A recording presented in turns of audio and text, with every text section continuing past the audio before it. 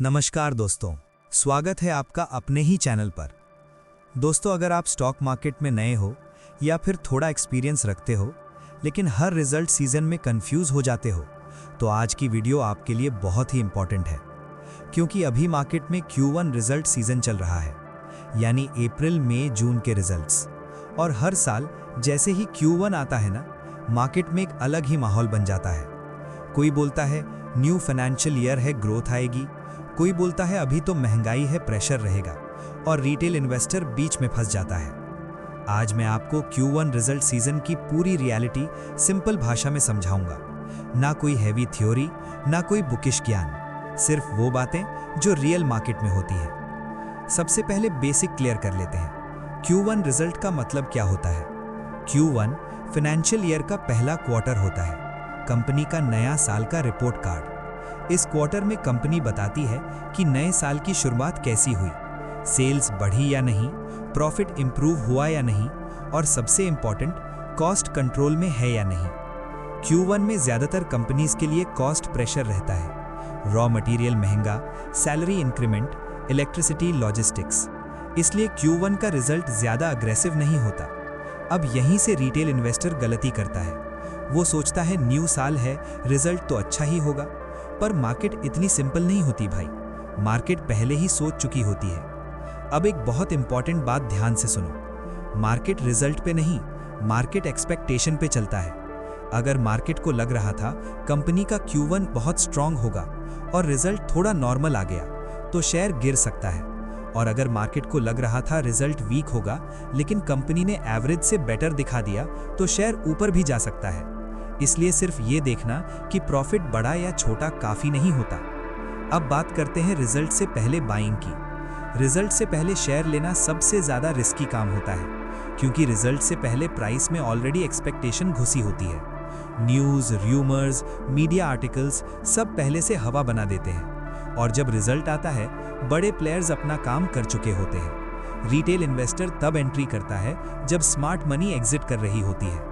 इसलिए बिगिनर्स के लिए एक सिंपल रूल, Q1 रिजल्ट से पहले सिर्फ वॉच लिस्ट बनाओ, पोजीशन मत बनाओ। अब चलो एक रियल एग्जाम्पल टाइप सिचुएशन समझते हैं। मान लो एक कंपनी का शेयर 200 रुपए का था। रिजल्ट सीजन से पहले लोग बोलने लगे इस साल ग्रोथ आएगी। शेयर 200 से 240 चला गया। रिजल्ट आया, प्रॉफिट 15% बढ़ा। रिटेल बोलेगा रिजल्ट अच्छा है, लेकिन मार्केट बोलेगी ये तो ऑलरेडी प्राइस में था, और प्रॉफिट बुकिंग शुरू। शेयर 240 से 220 आ गया और रिटेल इन्वेस्टर कंफ्यूज। अब आते हैं रिजल्ट के दिन वाली गलती पर। रिजल्ट के दिन बाइंग। भाई, रिजल्ट के दिन मार्केट सबसे ज्यादा इमोशनल होता है। कहीं अपर सर्किट, कहीं लोअर सर्किट। इस दिन डिसीजन लेना मतलब इमोशन से डिसीजन लेना, और इमोशन से लिया गया डिसीजन मार्केट में अक्सर गलत होता है। स्मार्ट इन्वेस्टर रिजल्ट के दिन सिर्फ रिएक्शन देखता है। वो देखता है वॉल्यूम कैसा है, प्राइस का बिहेवियर कैसा है, और सेलिंग प्रेशर कितना है। एक्शन बैग में लेता है। अब समझते हैं रिजल्ट के बाद का गेम। रिजल्ट के बाद मार्केट 3 स्टेज में रिएक्ट करता है। पहला स्टेज इंस्टेंट रिएक्शन, दूसरा स्टेज प्रॉफिट बुकिंग या एक्यूमुलेशन, तीसरा stage trend confirmation. Retail investor अक्सर पहले स्टेज में फंस जाता है। स्मार्ट इन्वेस्टर तीसरे स्टेज का वेट करता है। अब बिगिनर्स के लिए बेस्ट स्ट्रैटेजी सुनो। रिजल्ट आने दो, 2 या 3 दिन मार्केट को शांत होने दो। फिर देखो शेयर सपोर्ट बना रहा है या नहीं। अगर सपोर्ट बन रहा है और वॉल्यूम नॉर्मल है, तो वहीं से सेफर एंट्री बनती है। अब एक और इंपॉर्टेंट बात, रिजल्ट में सिर्फ नंबर्स मत देखो, मैनेजमेंट कमेंट्री सुनो, कॉन्फ्रेंस कॉल के पॉइंट्स देखो। मैनेजमेंट फ्यूचर के लिए क्या बोल रही है, ये ज्यादा इंपॉर्टेंट होता है प्रॉफिट से भी, क्योंकि मार्केट फ्यूचर खरीदता है, पास्ट नहीं।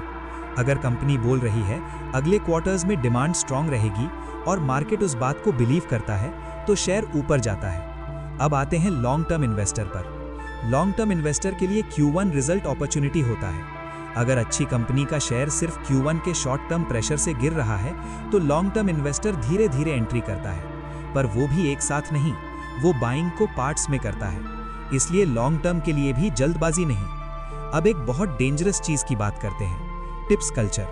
Q1 रिजल्ट के टाइम टेलीग्राम और व्हाट्सएप फुल एक्टिव हो जाता है। गारंटीड टिप, रिजल्ट के बाद रॉकेट। भाई, मार्केट में गारंटीड सिर्फ रिस्क होता है, जो लोग टिप दे रहे होते हैं वो अक्सर पहले ही पोजीशन बना चुके होते हैं। रिटेल आता है, वो निकल जाते हैं। इसलिए टिप्स से दूर रहो, लॉजिक, चार्ट और पेशेंस के साथ रहो। अब इस पूरी वीडियो का कोर मैसेज सुन लो। Q1 रिजल्ट से पैसा नहीं बनता, Q1 रिजल्ट के बाद के प्राइस बिहेवियर से पैसा बनता है। अगर तुमने ये समझ लिया ना, तो हर रिजल्ट सीजन तुम्हारे लिए डेंजर नहीं, अपॉर्चुनिटी बन जाएगा।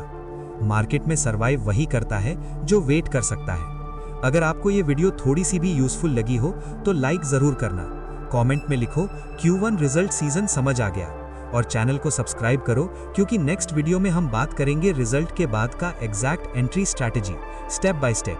तब तक के लिए जल्दबाजी नहीं, डिसिप्लिन रखो और मार्केट को रिस्पेक्ट करो। मिलते हैं नेक्स्ट वीडियो में।